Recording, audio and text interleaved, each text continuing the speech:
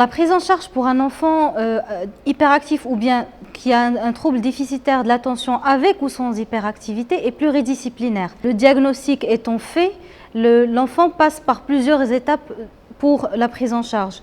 Il passe par exemple par un psychologue, puis par la suite par un orthophoniste ou un psychomotricien.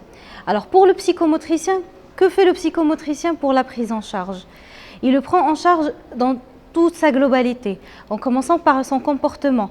Il évalue son comportement, comment est cet enfant au niveau affectif, au niveau comportemental, comment il réagit à l'école, à la maison ou avec ses camarades.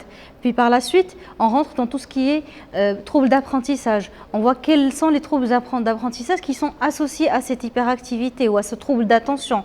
Donc on va voir par la suite s'il y a une dyslexie ou une dyspraxie ou une dysgraphie. Ces termes-là qui sont plus ou moins difficiles à reconnaître, mais sont très souvent associés à ces troubles-là, les troubles déficitaires de l'attention.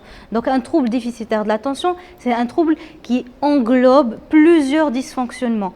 Donc cet enfant-là, quand on le prend par globalité, on prend le niveau comportemental, puis le niveau instrumental, puis le niveau hyperactivité, tout ce qui est agitation, impulsivité et troubles de l'attention. Après une prise en charge globale, on voit beaucoup de résultats par la suite à l'école, à la maison et voilà.